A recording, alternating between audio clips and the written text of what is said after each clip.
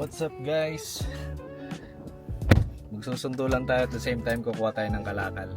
Bigay daw ni Bossing Mark. Yun. Tapos address.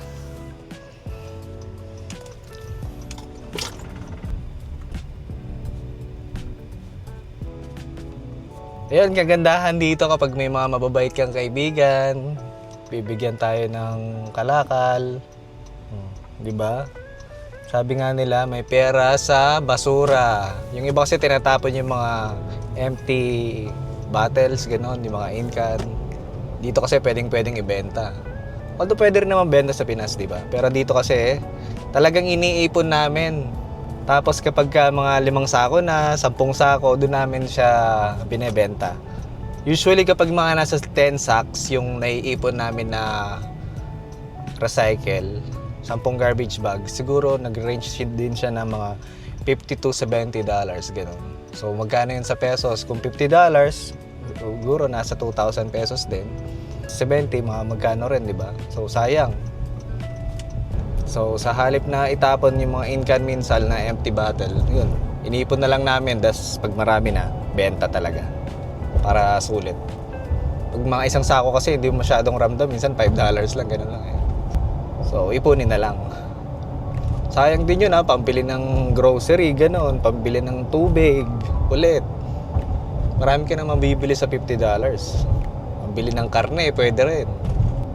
So papakita ko sa inyo mamaya kung gaano karami. Hindi ko alam kung mga isang sako, 2 eh, sayang eh. Lapit lang namin ni Bossing. 5 minutes lang, 7. Dito nga pala makikita nyo, medyo maliwanag pa.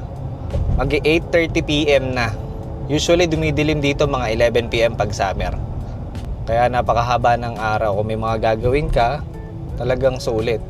Kumbaga parang marami kang pwedeng gawin sa labas, mga activity, ganun outdoor. Sulit na sulit. Hindi mo feel na parang late na ng gabi kasi magi 11 PM na usually, dun pa lang bababa yung araw. Ayun guys, nandito na tayo sa bahay ni Boss Mark. Tignan natin yung bahay niya. House tour tayo. Ayan yung bahay ni Boss Mark oh. Ito yung sasakyan nila oh. Ayan yung in-order niya sa ating rims. Yun. Yun.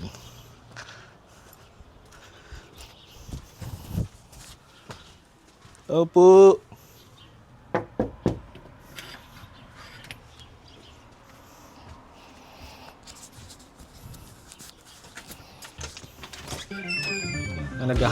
House tour ko sana eh, boss eh. Ay, yung mga natin may-ari ng bahay. House tour yan eh. Oh, boss, montage. Ay, may-ari ng bahay. Ito, boss. Ay, bahay nila oh. Boss, walita. Makagaya ka naman sa vlog ko, boss. Vlogger na, babalik na. Hindi yan. Ay, paling ito na yung kalakal, ibibigay na sa atin. Asa na? Ayun oh. Yung kalakal oh. Saan na ba yung kakalakalin dyan? Ay, bubuksan ko pala yung sakyan oh.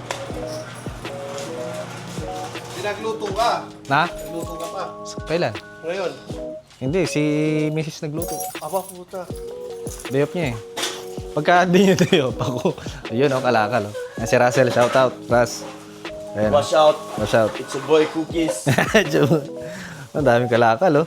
Yan ang sinasabing ano, may pera sa ano, Meron ba? sa kalakal. Mo ako. Ayan oh. Ito din, no? Tsaka ko yung kahon. Yan oh, yan oh. Magkano yan? Pagka mga 10 bag, mga 50 to 70. Depende sa puno. So, sayang din. Oo. Yun. Sige lang, karga dyan. Yan.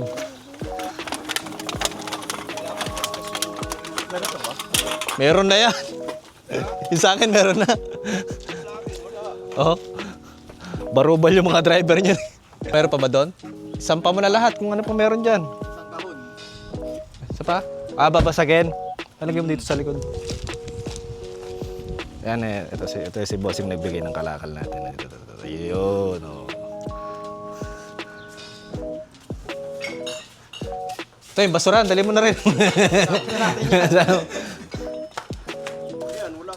Wala ka dapunan.